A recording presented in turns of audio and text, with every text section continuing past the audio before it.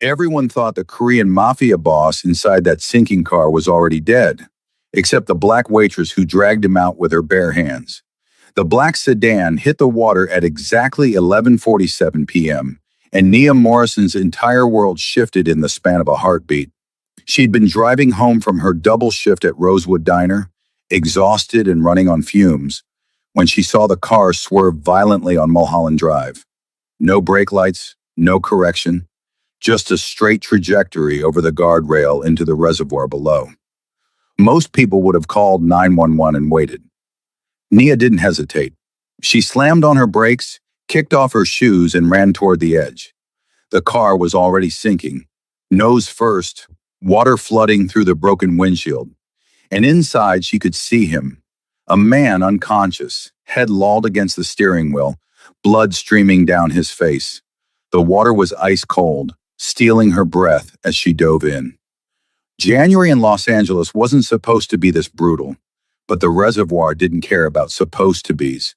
Nia's muscles screamed as she swam toward the sinking vehicle, her nursing school training kicking in, even as panic threatened to drown her faster than the water could.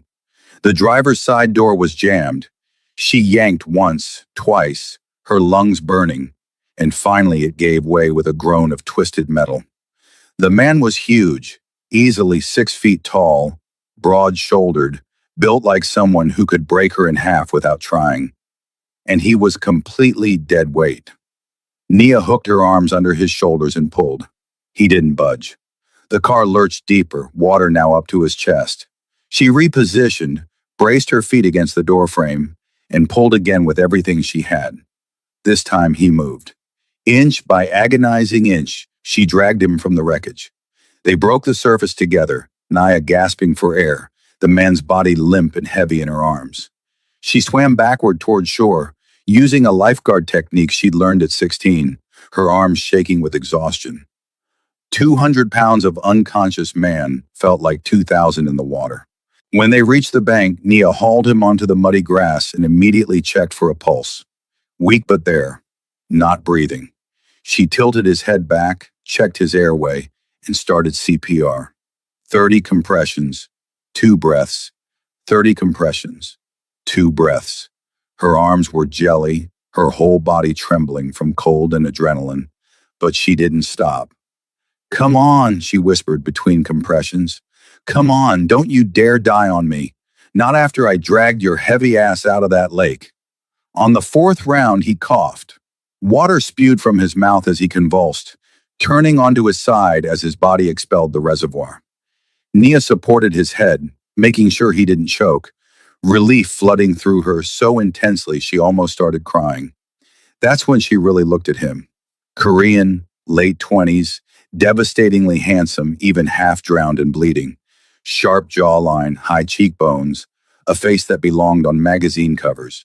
And creeping up from his collar, visible even in the moonlight, an intricate tattoo of a dragon, scales rendered in stunning detail, neck ink that screamed danger.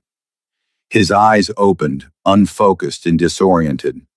Dark brown, almost black, they fixed on her face with an intensity that made her breath catch. His lips moved, forming words in Korean that she didn't understand. "You're okay," Nia said, hands still supporting his head.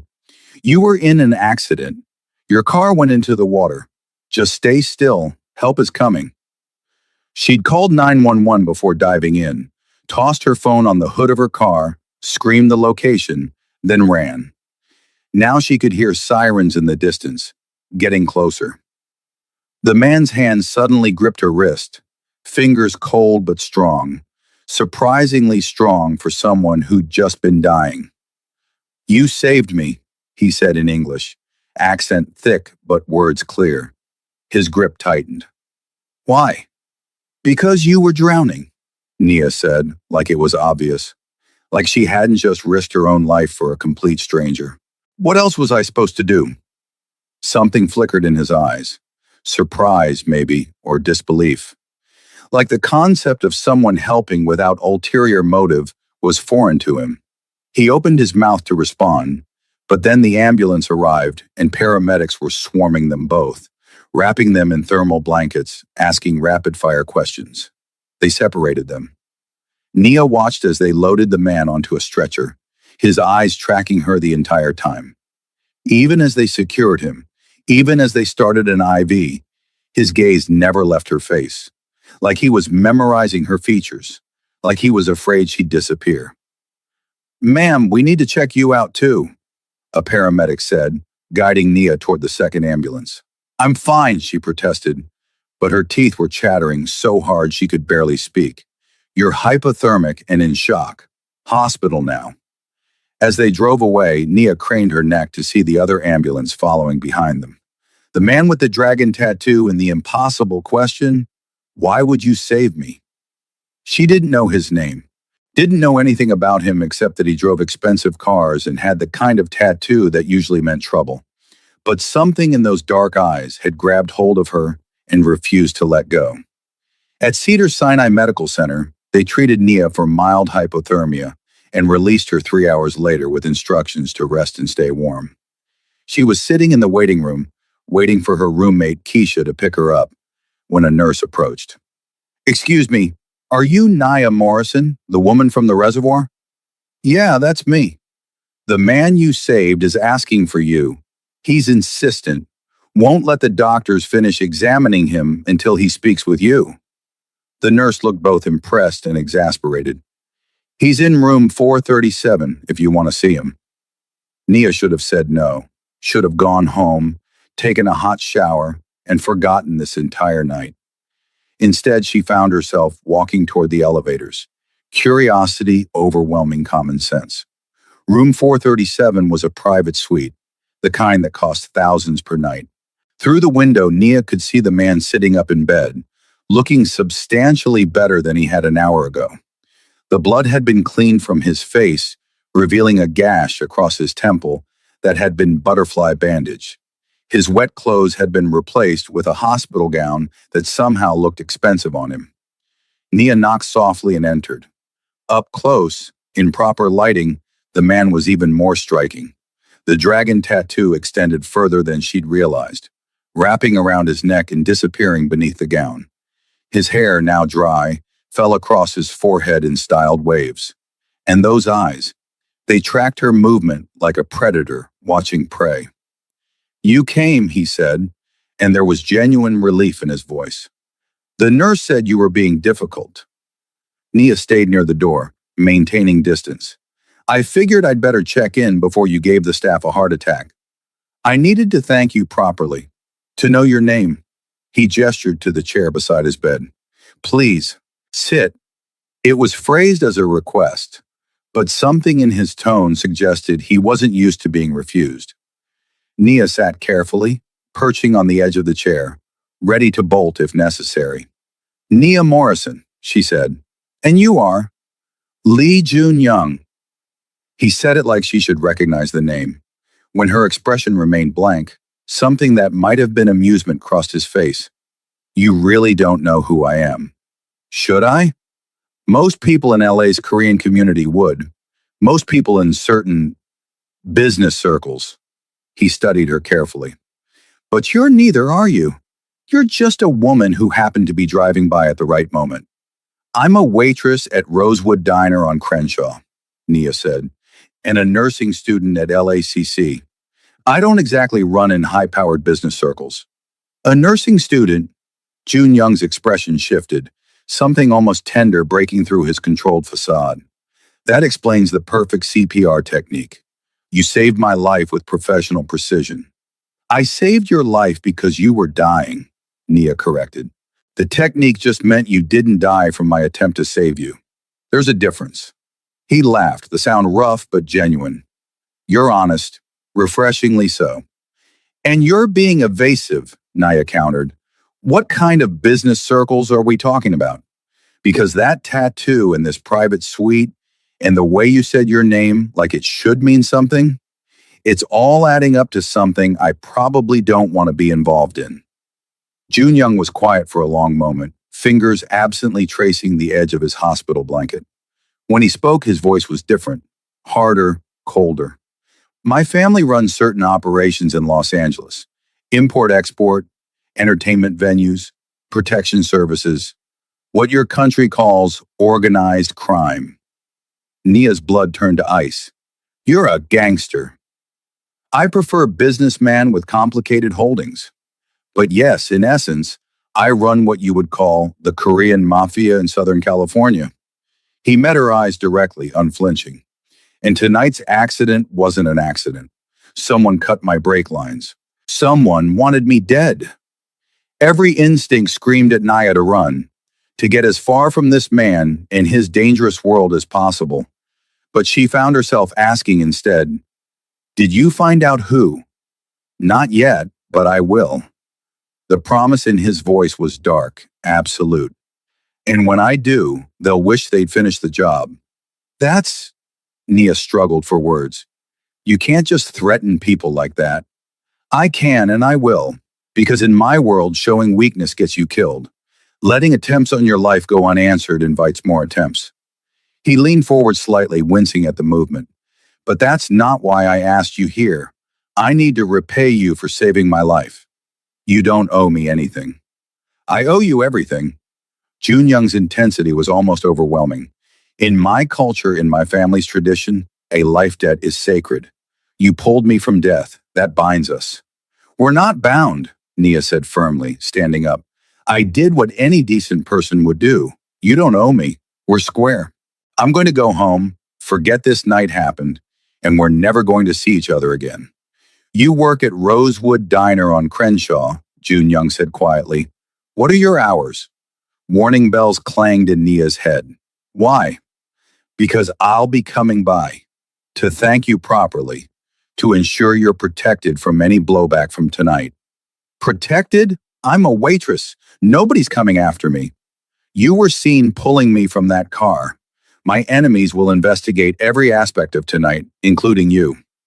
His expression was grave. Whether you want to be involved or not, you already are. The moment you dove into that water, you became part of my world. That's not fair, Nia whispered. No, it's not. For the first time, something that might have been regret crossed his face. But it's the truth, and I'd rather you hear it from me than discover it when someone starts following you home. Nia's phone buzzed. Keisha, waiting downstairs. She looked at Jun Young, this beautiful, dangerous man who just upended her entire life, and felt anger and fear and something else she refused to name. Stay away from my diner, she said.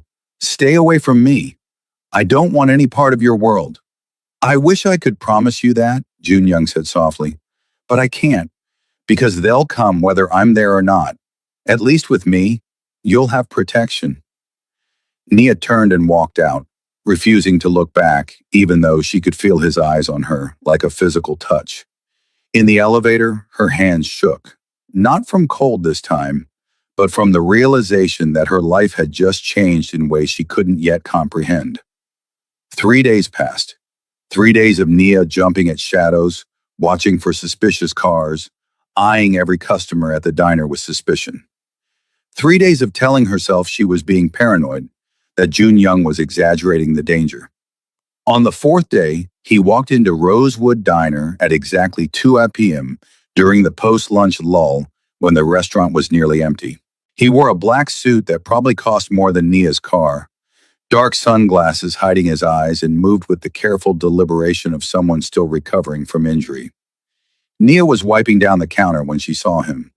Her heart did a traitorous flip that had nothing to do with fear and everything to do with how unfairly attractive he was.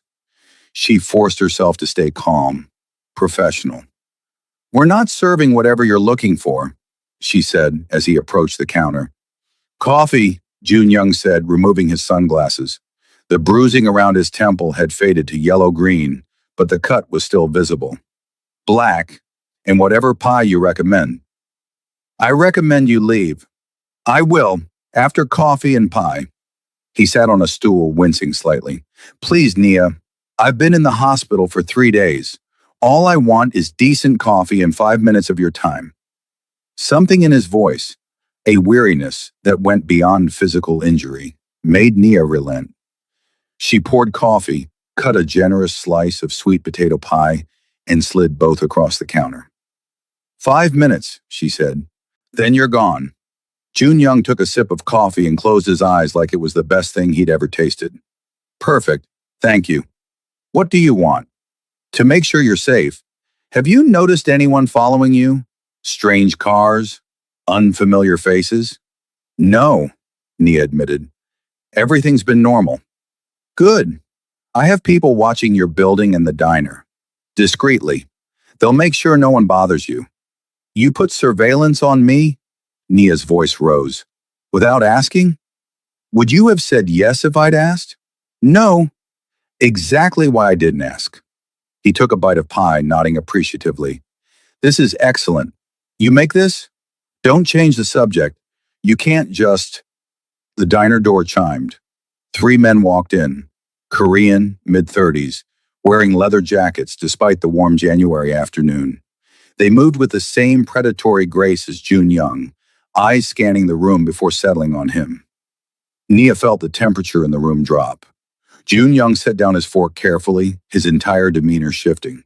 The relaxed man enjoying pie disappeared, replaced by someone cold and dangerous.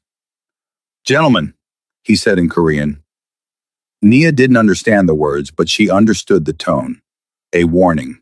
The lead man responded, also in Korean, his voice mocking. The other two spread out, flanking Jun Young's position at the counter. Nia's hand moved to the phone beneath the register, ready to call 911. Don't, Jun Young said quietly in English, not looking at her.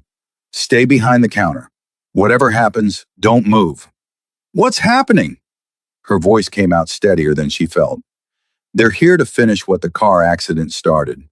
His hand moved inside his jacket and Nia saw the flash of metal, a gun holstered beneath his arm. And they picked the wrong place to try.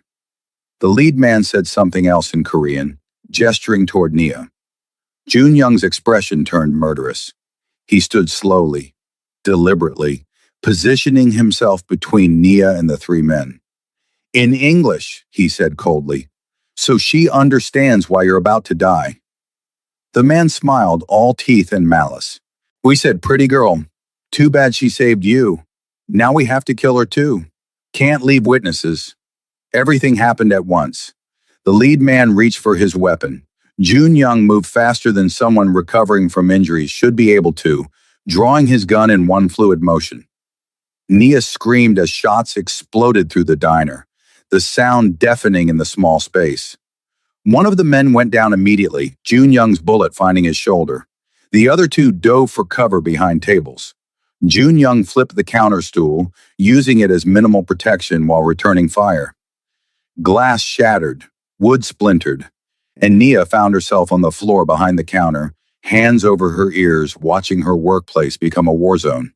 Stay down, Jun Young shouted, firing 3 rapid shots that forced one attacker back toward the door. But the lead man had circled around, coming at them from the kitchen side. Nia saw him first, saw the gun rising, saw Jun Young's back exposed and vulnerable. She didn't think. Just grabbed the coffee pot, still hot from the burner, and threw it with every ounce of strength she had. It caught the man in the face, scalding liquid splashing across his eyes. He screamed, gun discharging wildly as he clutched at his face. Jun Young spun, fired twice, and the man went down. The last attacker, seeing his companions fallen, made a run for the door. Jun Young let him go, breathing hard, gun still raised until the door slammed shut and tires squealed outside. Silence, broken only by the groaning of the wounded men and Nia's ragged breathing. Jun Young turned to her, face pale beneath his tan, a new wound seeping blood through his shirt at his side. Are you hurt? His voice was urgent, hands already reaching for her, even as he swayed slightly. No, but you are. Nia's training kicked in again, pushing past shock. She moved around the counter, pressing a clean dish towel to his side. Sit, now. The men are not my priority, you are. She guided him to a booth, her hands already assessing the damage. The bullet had grazed his side, not deep but bleeding steadily. Hold this. Press hard. Jun Young obeyed, watching her with an expression she couldn't read. Nia grabbed her phone, but before she could dial 911, he caught her wrist. Not the police. My people are already coming. As if on cue, three black SUVs pulled up outside. Men in dark suits poured out, securing the scene with military precision. But yes, I need medical attention. A man in his 50s, distinguished and cold-eyed, entered the diner and took in the scene with a single sweep. He barked orders in Korean, and immediately two men began moving the wounded attackers out, while others started cleaning up evidence. Jun Young Nim, the older man said, his accent thick. We need to move you. This location is compromised. Not without her. Jun Young nodded toward Nia. She's coming with us. The hell I am, Nia protested. They saw you. They know you helped me. Jun Young gripped her arm, his fingers gentle despite the urgency in his voice. They'll come back for you. Tonight, tomorrow, next week. You're not safe here anymore. My life was perfectly safe until you walked into it. I know. And I'm sorry, but Nia, please. His voice cracked slightly. I can't protect you if you're not with me. And I need to protect you. Because you saved my life twice now. And because... He stopped, jaw clenching. Because what? Because in 4 days, you've become the most important thing in my world, and I don't know what to do with that information. The confession hung in the air between them. Nia stared at this man, this beautiful, dangerous, impossible man, and felt something inside her chest crack open, despite every wall she tried to build. Boss, the older man said urgently, we need to leave. Now. Nia looked at the diner, her workplace shot to pieces, looked at the blood on the floor, the shattered windows, the evidence being systematically erased, looked at Jun Young, who was bleeding because he'd put himself between her and bullets. One day, she said finally, I'll go with you for 1 day, let you make sure I'm safe, then I'm coming back to my life. Relief flooded Jun Young's features. 1 day, I promise. It was a lie, and they both knew it, because the moment Nia climbed into that black SUV, surrounded by armed men speaking rapid Korean, her old life ended. There was no going back to normal after this. The SUV drove for 30 minutes, winding through LA's streets with practiced ease, before pulling up to a gated estate in the Hollywood Hills. The property was massive, modern architecture, all glass and clean lines, surrounded by high walls and security cameras that tracked their approach. Welcome to my home, Jun Young said as they pulled through the gates. He'd been treated in the car by a woman Nia assumed was a private doctor, the wound cleaned and bandaged with professional efficiency. Now he looked exhausted, pain etched in the lines around his eyes. Inside, the house was beautiful in a cold, untouched way. Expensive furniture that looked like no one ever sat on it. Art on the walls that probably cost more than Nia's yearly tuition. Everything pristine and perfect and utterly lifeless. You live here alone? Nia asked, her voice echoing in the cavernous space. Yes, my father built this place. When he died 3 years ago, I inherited it along with everything else. Jun Young moved toward a bar in the corner, pouring himself whiskey with shaking hands. I've never liked it. Too big, too empty, but it's secure, and right now, that's what matters. Nia watched him drink, saw the way his shoulders hunched slightly, the careful way he held his injured side. You should rest. That wound will heal. I've survived worse. He poured a second glass, offering it to her. You, however, just watch people try to kill you. Most civilians would be catatonic right now. I'm not most civilians. Nia took the glass but didn't drink. I grew up in Watts. I've heard gunshots before, seen violence. This was more intense, but not as foreign as you might think. Still, you threw boiling coffee at an armed man to save my life. Something like wonder colored his voice. For the second time in a week, you risked yourself for me. Why? Because he was going to shoot you in the back. Because you'd stepped in front of me to protect me. Because... Nia struggled to articulate feelings she didn't fully understand. Because the thought of you dying made me want to scream. Jun Young set down his glass and moved toward her, each step deliberate. When he was close enough that she could feel his warmth, smell his cologne mixed with antiseptic and gunpowder, he stopped. I'm going to kiss you, he said quietly, unless you tell me not to. Nia's heart hammered against her ribs. Every rational thought screamed that this was a terrible idea. He was a criminal. She was a nursing student trying to build a normal life. They came from completely different worlds. This could only end badly. Don't, she whispered. Jun Young froze, pain flashing across his features. He stepped back immediately, putting distance between them.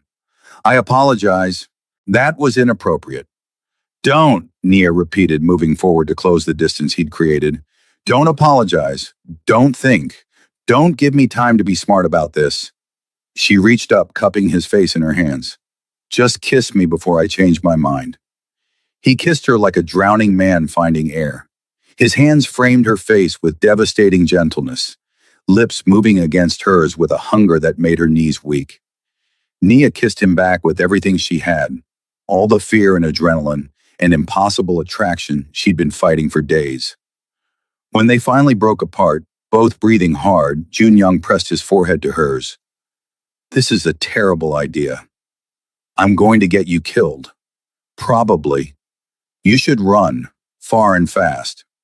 I know. Nia's fingers traced the edge of the dragon tattoo visible above his collar. But I'm not going to. Why not? Because I pulled you out of that water and breathed life back into your lungs. And somewhere in that process, you became mine to protect. Even from yourself. Jun Young's laugh was rough, almost broken. I'm supposed to be protecting you. Then I guess we'll protect each other. She kissed him again, softer this time. Now show me to a guest room before I do something really stupid like fall in love with you. Too late, Jun Young murmured against her lips. I fell in love with you the moment you told that nurse my CPR technique was professional. You were soaking wet, probably in shock, and still correcting my terminology. That's not love. That's attraction mixed with gratitude. Then what is it when I can't stop thinking about you? When every decision I make is filtered through, how will this affect Nia? When the thought of you in danger makes me want to burn the world down. Nia didn't have an answer, just pulled him closer, careful of his injury, and let herself believe, just for a moment, that this could somehow work. The guest room was beautiful.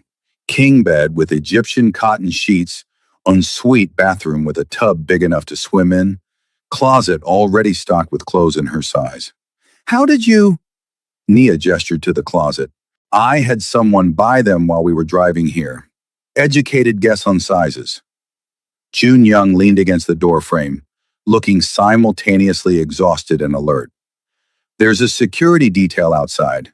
If you need anything, just ask. They're here to protect you, not imprison you. What's the difference? You can leave whenever you want. I won't stop you. His expression was carefully neutral. But I'm asking you to stay, at least until we neutralize the immediate threat. How long will that take? Days, maybe a week. He pushed off the door frame, wincing. The men who attacked us today work for the Serpent Syndicate. They've been trying to move into our territory for months. Today was their declaration of war. And you're going to fight them. I'm going to destroy them. There was no doubt in his voice, just cold certainty. They came into a civilian business, threatened an innocent woman, broke every code we operate by. They forfeited any protection those codes might have offered. You're going to kill people. Jun Young met her eyes directly. Yes. Does that change how you see me? Nia wanted to say yes, wanted to be horrified, but she'd seen those men, heard them casually discuss killing her, felt the cold certainty that they would have done it without hesitation. I don't know. Ask me again when this is over. Fair enough. He moved to leave, then paused.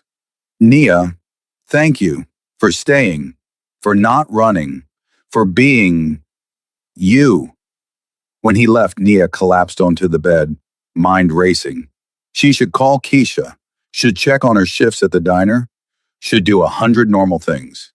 Instead, she found herself wondering what Jun Young was doing, if his wound was hurting, if he was planning violence in some other part of this massive house. She showered, letting hot water wash away the smell of gunpowder and fear. Put on the silk pajamas someone had thoughtfully included in the closet, tried to sleep and failed completely. At 2 a.m., she gave up and went exploring. The house was quiet but not empty. She could hear voices from somewhere below, men speaking in Korean, tense and urgent. Following the sound, Nia found herself looking down into a large room that appeared to be some kind of operation center. Jun Young stood at the head of a conference table, shirt changed but still showing signs of injury, pointing at maps spread across the surface. Around him, a dozen men listened with absolute attention. The older man from the diner was there, along with others Nia didn't recognize. She couldn't understand the words, but she understood the tone. This was planning, strategy, war being waged with words before it would be waged with bullets. And at the center of it all was Jun Young, commanding absolute loyalty with nothing but his presence. "You should be sleeping." Nia jumped, spinning to find a woman standing behind her. Korean, mid-30s, beautiful in a sharp, dangerous way. She wore tactical gear like it was a second skin, and her eyes assessed Nia with professional thoroughness. "I couldn't sleep. Who are you?" "Yuki Tanaka, head of security." The woman's English was perfect, unaccented. "I'm the one who bought your clothes. You're a size 6, right?" "I guessed." "You guessed correctly." Nia gestured to the room below. "What's happening?" "War Council, they're planning the response to today's attack." Yuki studied Nia with interest. "You're the one who saved his life. Twice now." "I was in the right place at the right time. You threw boiling coffee at an armed assassin. That's not luck. That's courage." Yuki's expression softened slightly. "He talks about you constantly. It's annoying." Despite everything, Nia smiled. "Sorry." "Don't be. I've worked for Jun Young for 5 years. I've never seen him like this. Distracted? Concerned about something beyond business?" Yuki's voice lowered. "He cares about you, deeply. In our world, that's both a strength and a catastrophic weakness." "I don't want to be his weakness." "Then you'll need to become his strength." Yuki nodded toward the room below. "Come, you should understand what you've gotten yourself into." They descended stairs Nia hadn't noticed, emerging in the operations room. Conversation stopped instantly as every eye turned to Nia. Jun Young's expression transformed from cold calculation to something softer, warmer. "Nia, you should be resting. Everyone keeps telling me that. I'm starting to think you're all secretly doctors." She moved to the table, looking at the maps. "What is all this?" "Territory maps, known Serpent Syndicate locations, supply routes." Jun Young hesitated, then seemed to make a decision. "Information you probably shouldn't have access to. But I already do, don't I? The moment they saw my face, I became part of this." Nia met his eyes. "So stop protecting me from information and start trusting me with it." Silence. Then the older man spoke in Korean, his tone questioning. Jun Young responded sharply, clearly shutting down whatever objection was being raised. "My second in command, Park Sung-ho, thinks bringing you into this discussion is dangerous," Jun Young translated. "I told him I don't care what he thinks. Nia, this is my inner circle. Everyone in this room has sworn blood oaths to protect our organization. What's discussed here never leaves this room." "I understand." "Do you? Because if you betray us, if you go to the police or talk to the wrong people, people will die. Good people who've done nothing wrong except be loyal to me." The threat was implicit but clear. Nia should have been terrified. Instead, she felt oddly calm. "I won't betray you. You have my word." "Why should we trust the word of someone we just met?" Sung-ho asked in heavily accented English. "Because she's pulled me from death twice without asking for anything in return." Jun Young answered before Nia could. Because she's proven herself more loyal in 4 days than some people in this room have in years.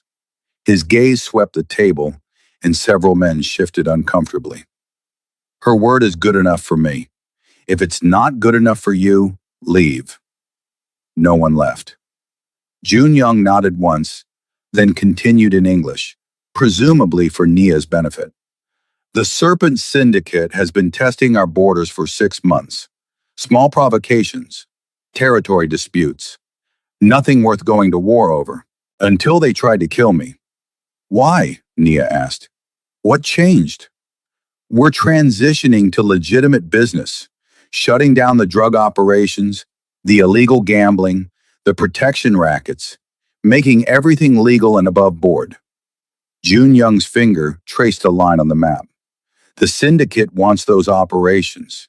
They see our transition as weakness, as an opportunity to seize what we're abandoning. But you're not weak, Nia said quietly. No, we're strategic. There's more money in legal operations with less risk. But the syndicate doesn't see it that way. They see tradition, territory, old school thinking. He looked up at her. Today's attack wasn't just about killing me.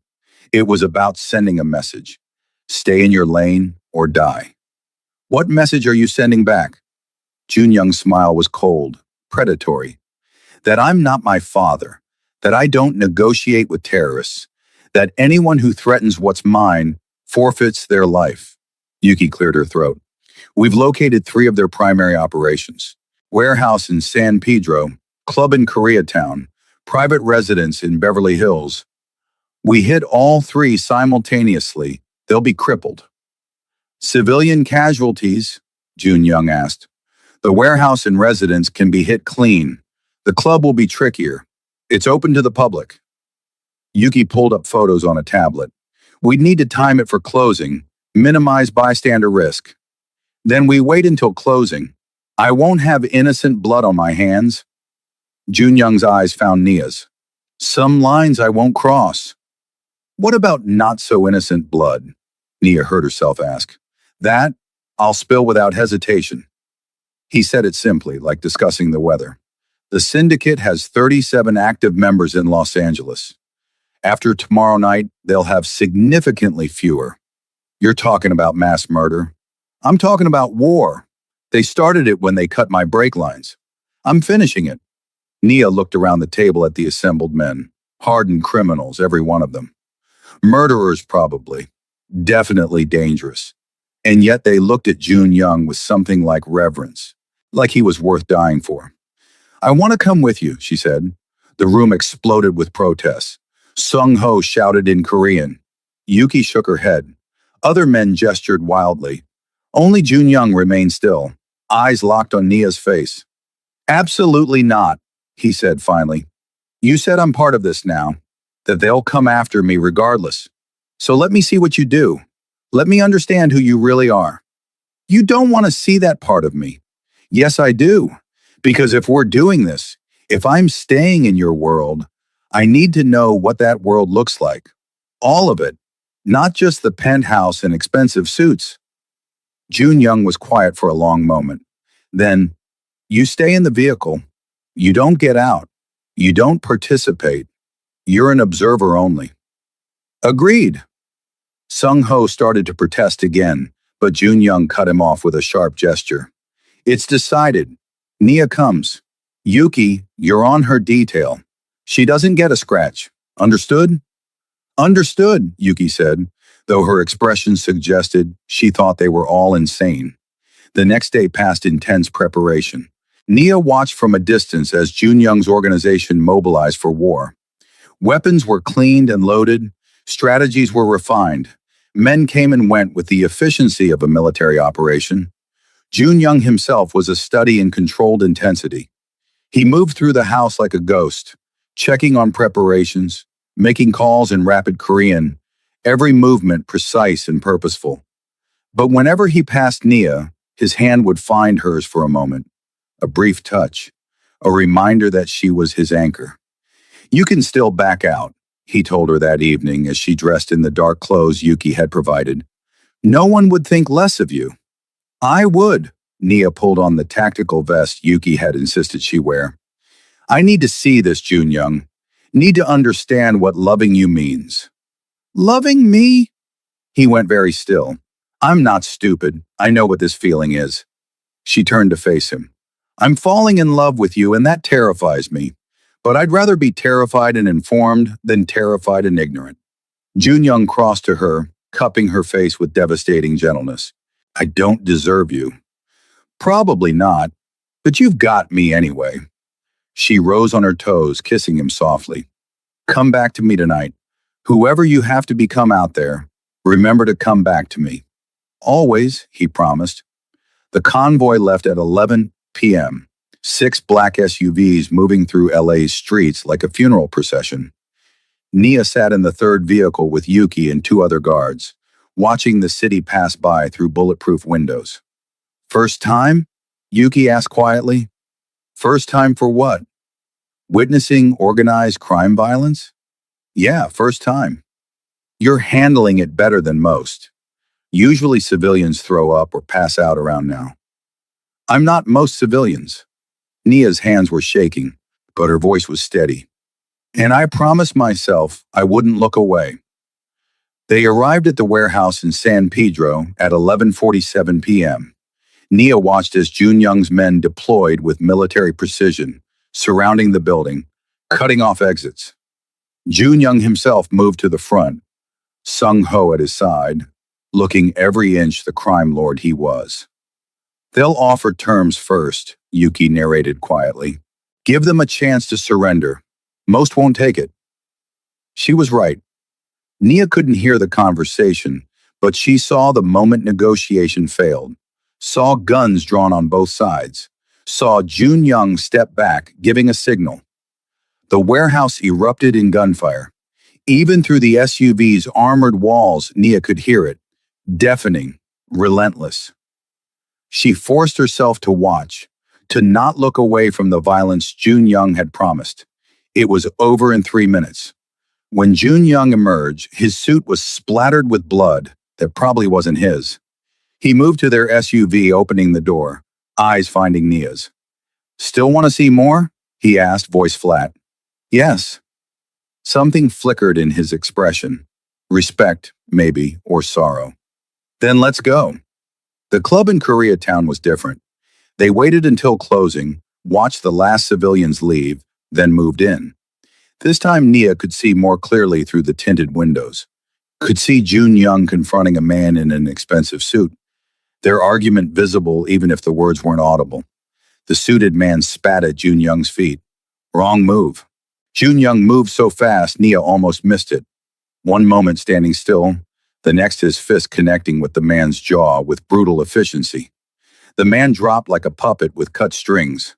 What followed was systematic destruction. Jun Young's men tore through the club, smashing bottles, destroying furniture, sending a message written in broken glass and splintered wood. And when they found the syndicate members hiding in the back, Jun Young didn't hesitate. Nia watched him put a gun to a man's head, watched him pull the trigger without flinching, watched the body drop and Jun Young step over it like it was nothing. She should have been horrified, should have demanded they take her home. Instead, she found herself understanding. This was survival. This was the price of safety in a world where weakness meant death. The final location, the Beverly Hills residence, was the worst. A mansion almost as large as Jun Young's, security systems that took 30 minutes to bypass, and inside the syndicate's leader, a man named Kwan, mid-50s, who looked more like a businessman than a criminal. Jun Young had him brought outside, forced to his knees on the manicured lawn. Nia watched from the SUV as Jun Young stood over the man, gun in hand, face utterly emotionless. This is for cutting my brakes, she heard him say, voice carrying in the quiet night. For threatening my woman. For forgetting that mercy has limits. The gunshot echoed across the lawn. Kwan's body crumpled. And Jun Young stood there for a moment, looking at what he'd done, before turning back to the convoy. When he reached their SUV, Nia opened the door. Without a word, she stepped out, walked to him, and pulled him into her arms. He was shaking, she realized. This man who'd just executed someone was trembling like a leaf. "I'm sorry," he whispered against her hair. "I'm sorry you had to see that." "Don't be sorry for being who you are." Nia held him tighter. "You did what you had to do to protect your people, to protect me. I'm a monster. You're a man in an impossible situation, making impossible choices. There's a difference." He pulled back, looking at her with eyes full of wonder and pain. "How can you still look at me like that, after seeing what I did?" "Because I also saw you give them chances to surrender. Saw you prioritize civilian safety. Saw you shake after killing someone, which means you still have a conscience." Nia cupped his face, forcing him to meet her eyes. "You're not a monster, Jun Young. You're a man trying to protect what's his in the only way this world allows." "I love you," he said suddenly, desperately. "I know it's too soon. I know it's insane. But I love you, Nia Morrison. And I need you to know that before you decide this is too much." "I love you too," Nia heard herself say. "God help me, I love you too. And I'm staying." They kissed there on the lawn, surrounded by violence and death, and somehow it felt like the most honest moment of Nia's life. The war ended that night. By morning, the Serpent Syndicate had retreated from Los Angeles entirely, their leadership decimated, their operations destroyed. Jun Young's organization stood victorious but not unmarked. 3 men had died in the warehouse firefight, and several others nursed injuries. Nia spent the next week at Jun Young's house, watching him navigate the aftermath. Funerals to attend, families to compensate, territory to redistribute. The business of crime never stopped, even after the violence ended. But in the quiet moments late at night when it was just the two of them, Jun Young was different, softer, more open. He told her about his father's reign, how it had been built on fear and violence, about his own plans to transform the organization into something legitimate, something his children wouldn't have to escape from. "You want children?" Nia asked one night, curled against his chest. "I want everything," Jun Young admitted. "Wife, family, normal life. I want to be someone besides my father's son, the heir to a criminal empire." "What's stopping you?" "Fear, mostly. That I'll fail. That I'll drag someone into my mess and destroy them."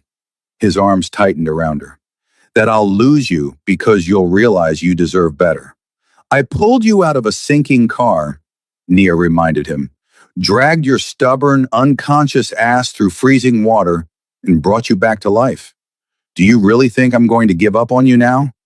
"When you put it that way, I saved your life, Jun Young. That makes you mine, and I take care of what's mine." He rolled over, pinning her beneath him gently, eyes blazing with intensity. "Marry me," Nia blinked. "What?" "Marry me. Be my wife. Help me build something better than what my father left. Have babies with dragon tattoos and your beautiful eyes. Grow old with me. Say yes." That's the second most insane proposal I've ever heard. What was the first? This is also the first. There's only one proposal. Nia laughed, then sobered, looking into his eyes. "Jun Young, we've known each other 2 weeks. I knew I loved you after 2 days. The rest has just been confirmation. Your life is dangerous. Your world is violent. I'd be a target forever. You're already a target. Might as well get the ring and legal protections that come with being my wife. That's the worst sales pitch for marriage I've ever heard. Is it working?" Nia looked at him, this beautiful, broken, dangerous man who'd somehow become her entire world in the span of 2 weeks. Thought about the alternative, going back to her studio apartment, her waitressing job, her safe, boring life, and realized that safe and boring had died the moment she dove into that reservoir. "Yes," she whispered. "You absolute maniac. Yes, I'll marry you." Jun Young kissed her with a desperation that bordered on violence, and Nia kissed him back with equal intensity. They made love that night with the urgency of people who'd seen death up close and chosen life anyway. The engagement ring appeared the next morning, a stunning diamond set in platinum, flanked by smaller stones in a design that managed to be both delicate and strong, exactly like Nia herself. When did you even have time to buy this? She asked, staring at the ring on her finger. I didn't. It was my mother's. She died when I was young, but my father kept all her jewelry. June Young took her hand, thumb brushing over the ring. She would have liked you, would have appreciated your strength. I wish I could have met her. So do I. She was the only person who could make my father human. When she died, he became harder, colder. I don't want to be like that. You won't be, because you have me. Nia pulled him close. And I won't let you disappear into that darkness. They planned a small wedding, just close friends and family, people who understood their world and accepted it. Keisha served as maid of honor, still shocked but supportive. Girl, you really know how to pick them, she'd said, eyeing June Young's security detail. Most women get guys with commitment issues. You got one with an entire criminal organization. The ceremony was held at June Young's house, officiated by a judge who owed him favors and asked no questions. Nia wore a simple white dress, elegant and understated. June Young wore a black suit that accentuated his dragon tattoo, visible at his collar like a promise of the danger he carried. When they exchanged vows, June Young's voice cracked. I promise to spend every day earning the miracle of your love, to protect you with everything I have, to build a life worthy of your sacrifice. You saved me from drowning, Nia. Now I promise to never let you sink. Nia's vows were simpler. I pulled you from death because I couldn't bear to let you go. I'm marrying you for the same reason. You're mine, Lee June Young, and I take care of what's mine. They kissed as husband and wife, and Nia thought about how strange life was. 2 weeks ago, she'd been a waitress with student loans and no prospects. Now she was married to one of the most powerful men in LA's underworld, with a rock on her finger and a future she couldn't have imagined. 6 months later, Nia walked across the stage at LA Community College to receive her nursing degree. In the audience, June Young sat in the front row, flanked by his security team, looking more proud than she'd ever seen him. Mrs. Lee, her professor said, handing her the diploma. Congratulations. Top of your class. Mrs. Lee. The name still felt foreign, exciting, dangerous. Nia looked out at her husband, saw him mouth, I love you, and felt her heart swell. After the ceremony, June Young swept her into his arms, spinning her around despite the protests of his security team about maintaining proper awareness of surroundings. I'm so proud of you, he said, setting her down but keeping her close. My brilliant, beautiful wife.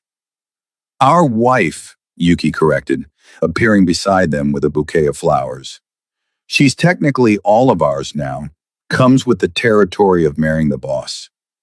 Nia had learned that June Young's organization was more family than business.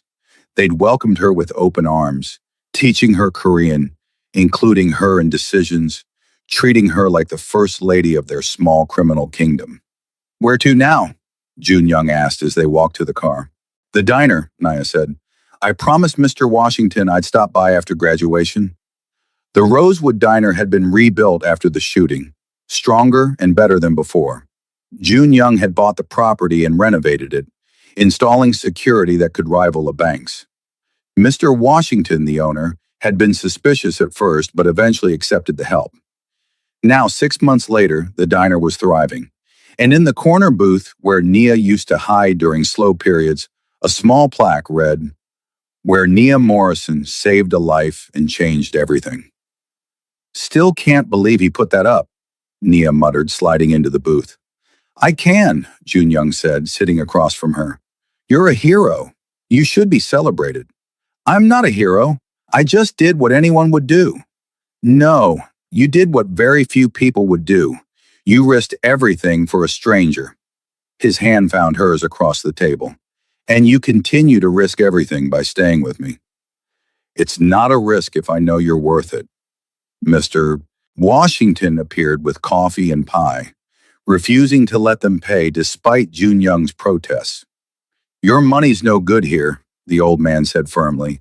Not after what you did for this place, For Nia, they sat in comfortable silence, drinking coffee and eating pie, watching the diner fill with the dinner crowd. Normal people living normal lives, completely unaware that the couple in the corner booth controlled half of LA's underworld. I have something to tell you, Nia said finally. Jun Young's expression immediately shifted to concern. What's wrong? Nothing's wrong. Actually, everything's right. I'm pregnant. He froze, coffee cup halfway to his lips. You're… what? Pregnant. About 8 weeks. I found out yesterday but wanted to wait until after graduation to tell you.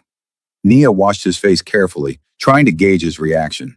I know we said we'd wait, but…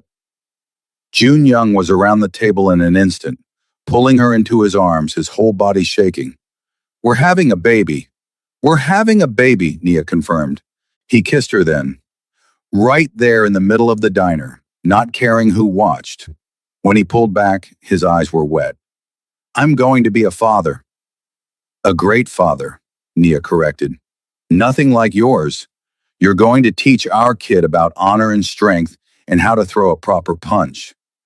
And you'll teach them about courage and compassion and how to save lives. His hand moved to her still flat stomach. They're going to be amazing. They'd better be.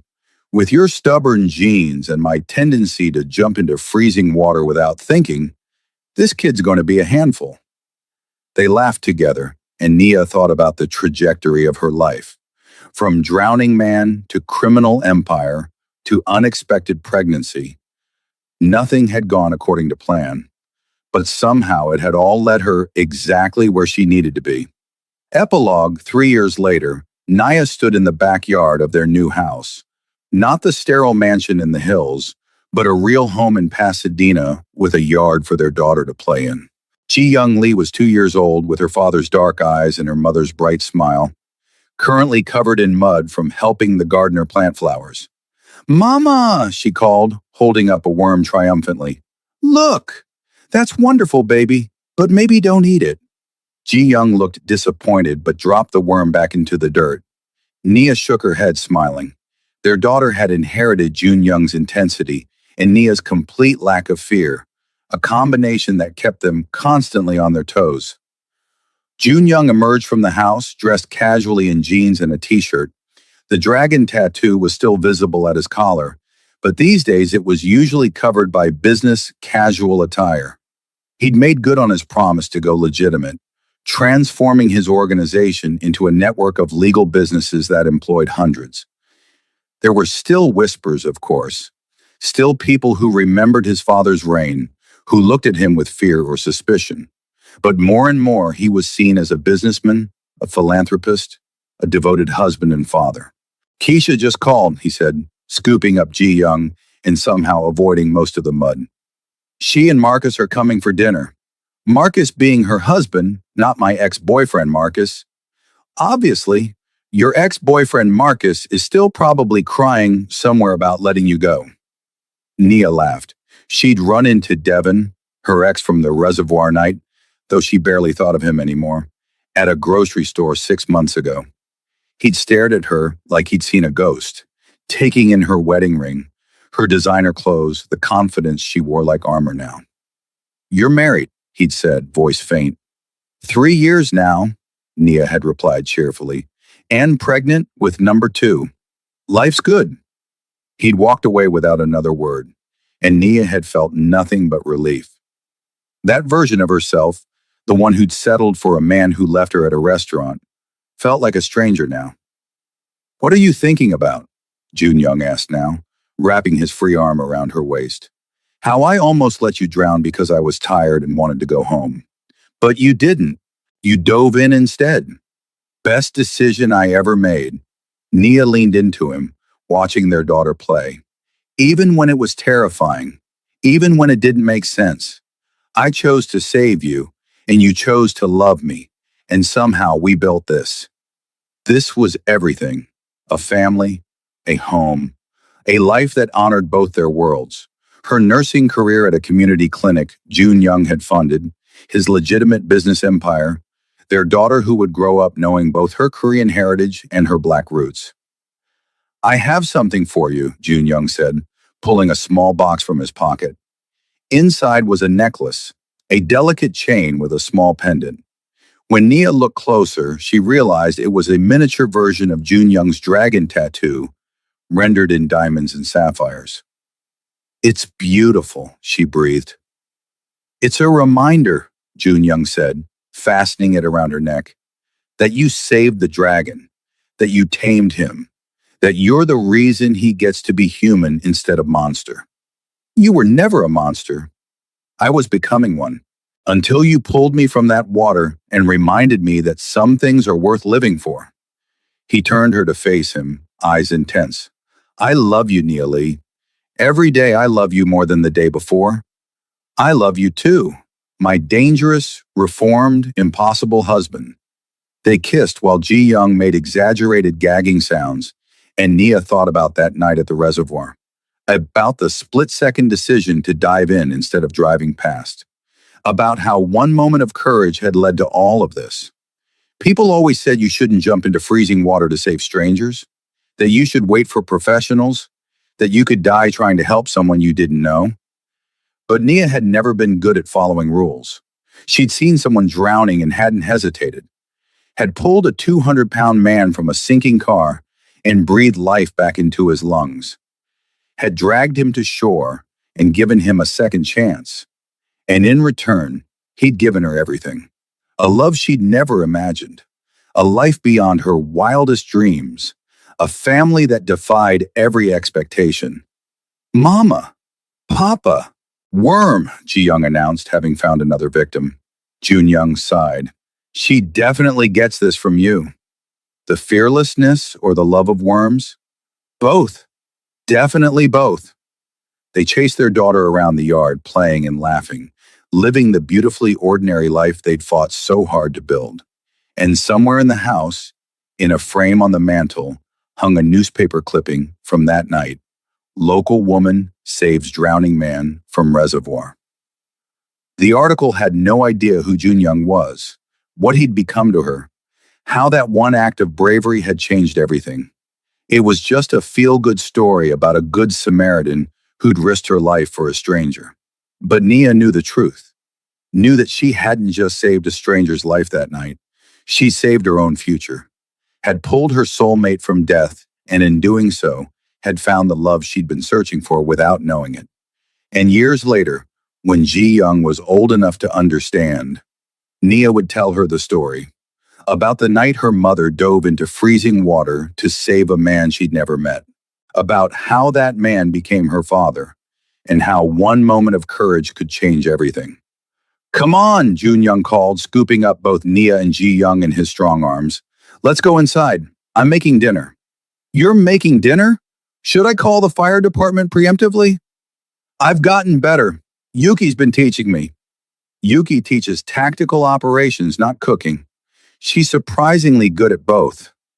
They went inside together, a family forged in impossible circumstances, built on a foundation of split-second courage and desperate love. Behind them, the sun set over Los Angeles, painting the sky in shades of orange and pink. And in her pocket, Nia's phone buzzed with a text from the hospital. Congratulations, Dr. Lee. Your application for the head of emergency medicine position has been approved. Dr. Lee, she'd finished her medical degree, specialized in emergency medicine, and was now about to run an entire department. The girl who'd worked at a diner while taking night classes had become a doctor. The woman who jumped into a reservoir had saved hundreds of lives since. But the life she was most proud of saving, the one that had led to all the others, Lee Jun Young's, her husband, her soulmate, the man she'd dragged from death and who'd spent every day since proving he was worth saving. That night, after Ji Young was asleep and they lay tangled together in bed, Jun Young traced the dragon necklace at her throat and whispered, "Thank you." For what?